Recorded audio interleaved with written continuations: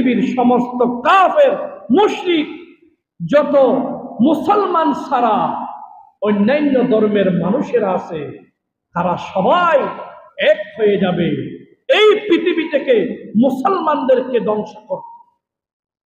এই কথা যখন সৈয়দনা বিশ্বনবী জনাবে মুহাম্মদুর রাসূলুল্লাহ সাল্লাল্লাহু আলাইহি ওয়াসাল্লাম বললেন, ফাকাল কাইল, একজন প্রশ্নকারী সাহাবায়ে কেরাম আল্লাহর প্রিয় হাবিব মুহাম্মদুর রাসূলুল্লাহ সাল্লাল্লাহু আলাইহি ওয়াসাল্লামকে প্রশ্ন করলেন, ওয়া মিন কিল্লাতি নাহনু ইয়াওমাইযিন ইয়া রাসূলুল্লাহ ইয়া হাবিবাল্লাহ, যখন দুনিয়ার সমস্ত কাফের মুশরিকরা সবাই এক হয়ে মুসলমানদেরকে হত্যা করবে, সেই সময় আমরা কি সংখ্যায় কম হব?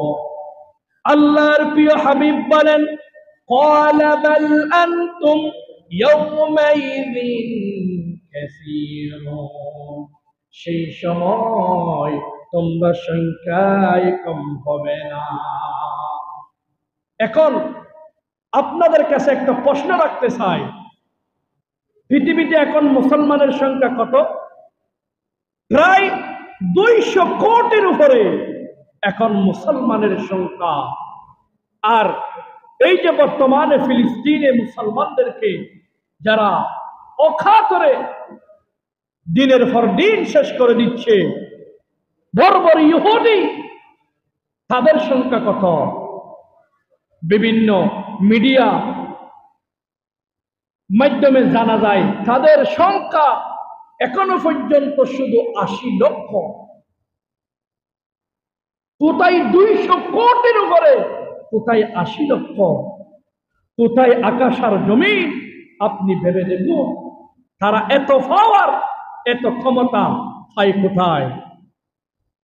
আপনারা দেখেন নাই পুরা পৃথিবীর সমস্ত মানুষ যখন ইসরায়েলের বিরোধী, এমন সময় কিছু দেশ তাদেরকে বলছে তোমাদের ভয়ের কোনো কারণ নেই, তোমাদের পাশে আমরা, যেমন ইন্ডিয়া, আমেরিকা, তাদেরকে তাদের সামরিক দিক দিয়ে আর্থিক যত সহযোগিতা, চতুর্দিকে সহযোগিতা করছে শুধুমাত্র এই ফিলিস্তিনি মুসলমানদেরকে দুনিয়া থেকে শেষ করার জন্য।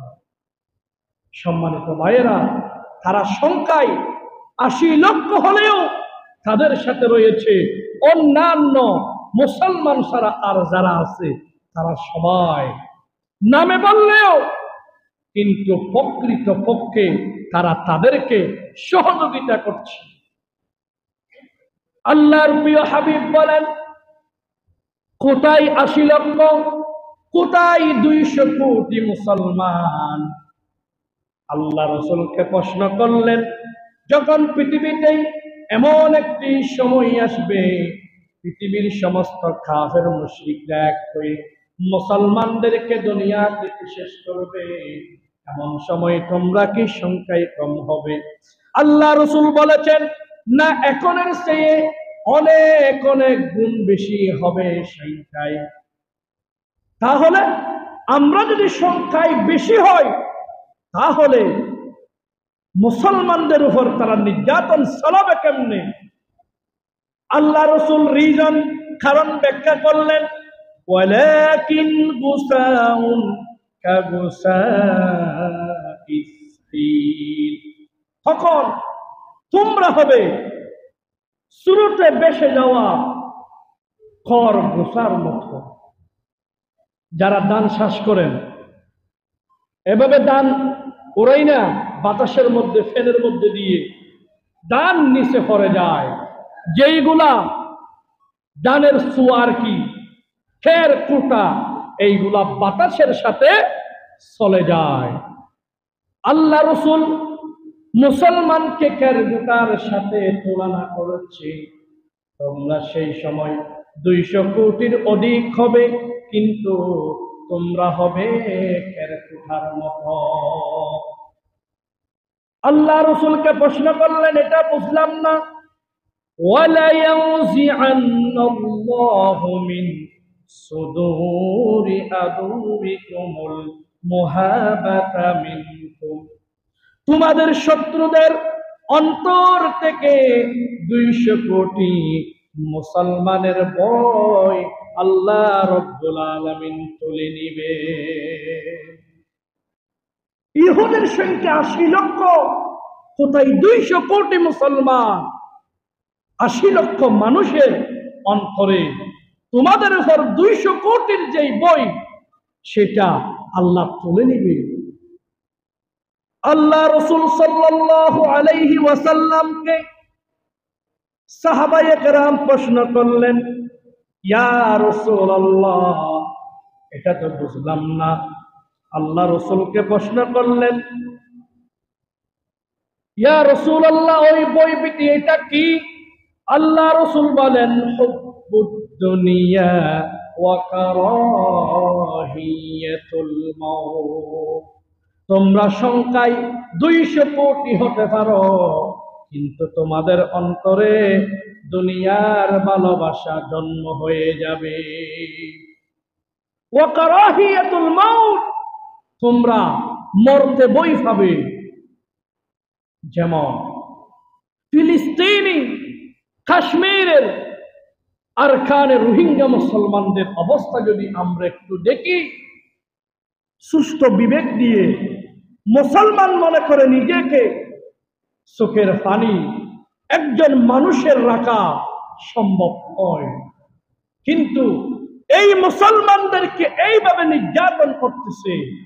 যেমন ফিলিস্তিনি মুসলমানের দেশের পাশে জর্ডান রয়েছে, মিশর, তুরস্ক, ইরান, লেবানন, অনেক দেশ পাশে, সব মুসলমান কান্ট্রি। তাদেরকে তাদের সামনে নির্বিচারে ট্রাম দিয়ে, রকেট দিয়ে, বোমা হামলা করে, গুলি দিয়ে, স্থল বোমা দিয়ে আকাশে পর্যন্ত উঠিয়ে নিচ্ছে, কিন্তু তারা কোনো পদক্ষেপ নিচ্ছে না কেন? যারা ক্ষমতার মসনদে বসা, তারা হচ্ছে এক একটা ফাঁসটা গোলাম। তারা জানে, আমি যদি তাদের বিরুদ্ধে কথা বলি, আমি যেই চেয়ারে এখন আছি সেই চেয়ার থাকবে না। হুব্বুদ দুনিয়া, দুনিয়ার ভালোবাসা, এই দুনিয়ার শ্রেষ্ঠ জায়গার মধ্যে আমি উপস্থিত, আমি আদিষ্ট, আমি প্রধানমন্ত্রী। আমি যদি তাদের বিরুদ্ধে মুসলমানদের পক্ষে কথা বলি, আমার চেয়ার থাকবে না, আমার গদি টিকে থাকবে না। সেই জন্য তারা ক্ষমতার মসনদে বসার পরেও, তাদের ক্ষমতা থাকা সত্ত্বেও তারা নীরব। কেন?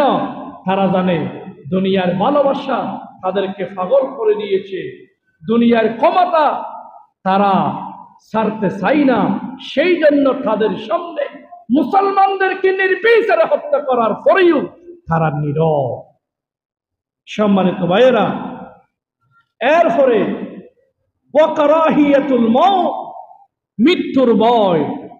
আমি যদি তাদেরকে সাহায্য সহযোগিতা করি, হয়তো আমাকে এই দুনিয়াতে তারা রাখবে না, ওই ফিলিস্তিনি আরকানের কাশ্মীরের মুসলমানের মতো আমাদেরকেও শেষ করে দেওয়া হবে। মৃত্যুর ভয়, সেই জন্য তারা আজকে মুসলমানের পক্ষে নেই। সম্মানিত ভাই বন্ধুগণ, অনেক মানুষ আছে হক কথা এটা বলতে চাই না। এটা শুধু তাদের বেলায় নয়। যেমন আমি মসজিদের খতিব, আমি আমার চাকরিকে টিকার জন্য অনেক সময় হক জেনেও হক কথা বলি না, ঠিক কিনা বলে? অনেক মেম্বার, চেয়ারম্যান নিজের ক্ষমতা টিকে রাখার জন্য অনেক সময় তারাও সত্যকে সত্য বলে না। যেমন আপনারা দেখেছেন এই দেশে বিগত 16 বছর কয়টা কাজ কর্ম নিরপেক্ষভাবে হয়েছে জানে তারা। আমরা যদি পার্শ্ববর্তী দেশের যদি বিরোধিতা করি, তাহলে আমার ক্ষমতায় টিকে থাকা সম্ভব হবে না। এমন কোনো সপ্তাহ নেই, এমন কোনো মাস নেই, দিন নেই, বর্ডার জিরো পয়েন্টে শত শত বাঙালি মানুষকে নির্মমভাবে হত্যা করেছে বিএসএফ বাহিনী। বিডিআরকে বলে দেওয়া হয়েছে তোমরা নীরব থাকবা, প্রতিবাদ নেই কেন? সম্মানিত ভাই বন্ধুগণ, এইগুলো হচ্ছে ক্ষমতাকে টিকিয়ে রাখার অন্যতম একটি মাধ্যম। হুব্বুদ দুনিয়া, দুনিয়ার ভালোবাসা, মান মর্যাদা। এই আল্লাহ রসুল একটা হাদিস বলেছেন, এই দুনিয়াতে মুসলমান নির্যাতিত হওয়ার এক নম্বর কারণ বর্তমান যুগের মুসলমানেরা তারা দুনিয়া পাগল হয়ে গেছে। যিনি ব্যবসায়ী তিনি তার ব্যবসা নিয়ে ব্যস্ত, যিনি ডাক্তার তিনি 2 মিনিট সময় নেই না, 200-এর উপরে রুগী দেখে সে টাকার কাছে নিজেকে ব্যস্ত করে দিয়েছে। যেই যেই পেশায় আছে সে সেই পেশায় ব্যস্ত।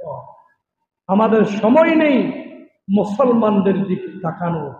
সম্মানিত ভাই বন্ধুগণ, আপনি যদি দেখেন কিয়ামতের ময়দানে এখন থেকে